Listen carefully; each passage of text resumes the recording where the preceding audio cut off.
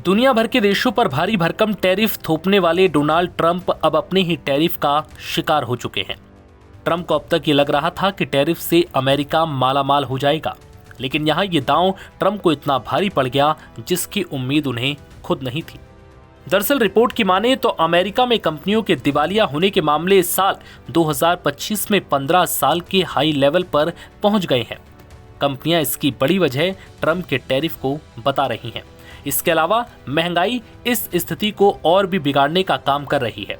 Trump भले ही tariff को सही साबित करने के लाख दावे कर रहे हों और इसे अमेरिका में रेवेन्यू के इजाफे के तौर पर बता रहे हों, लेकिन तस्वीर इसके बिल्कुल अलग नजर आ रही है। वॉशिंगटन पोस्ट की रिपोर्ट के मुताबिक 2025 में अमेरिका में कंपनियों के दिवालिया होने के मामलों में भारी वृद्धि हुई है, जो महामंदी के तुरंत बाद के स्तर के बराबर नजर आई। S&P ग्लोबल मार्केट इंटेलिजेंस के आंकड़ों को देखें तो जनवरी से नवंबर के बीच 717 कंपनियों ने चैप्टर 7 या चैप्टर 11 के तहत दिवालियापन के लिए आवेदन किया है। ये 2024 के इन 11 महीनों की तुलना में लगभग 14% ज्यादा है, जबकि साल 2010 के बाद से सबसे अधिक आंकड़ा है। यहाँ बता दें कि चैप्टर 11 को पुनर्गठन भी कहते हैं, जिसमें कंपनी अदालत द्वारा संचालित प्रक्रिया के तहत अपने कर्जों का पुनर्गठन करती हैं और परिचालन जारी रखती हैं।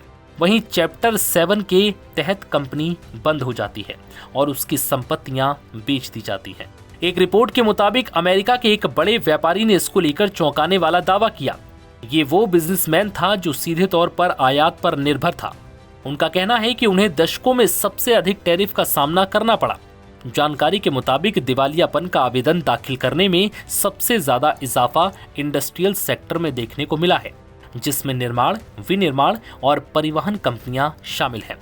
अर्थशास्त्री अमेरिकी अर्थव्यवस्था में एक विरोधाभास देखते हैं। उनका कहना है कि कई व्यवसाय टैरिफ और अन्य खर्चों के दबाव में संघर्ष करने को मजबूर है। दिवालियापन का आवेदन देने वाली कंपनियों में ज्यादातर ने अपनी वित्तीय चुनौतियों के लिए महंगाई और ब्याज दरों को जिम्मेदार ठहराया है।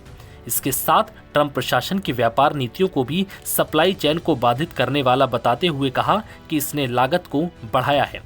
दरअसल अमेरिकी राष्ट्रपति डोनाल्ड ट्रंप की लगातार बदलती टैरिफ नीतियों ने कई सेक्टर्स की कमर तोड़कर रख दी है। वहीं दूसरी ओर ट्रंप का दावा है कि इससे अमेरिकी विनिर्माण क्षेत्र को पुनर्जीवित करने में मदद मिल रही है।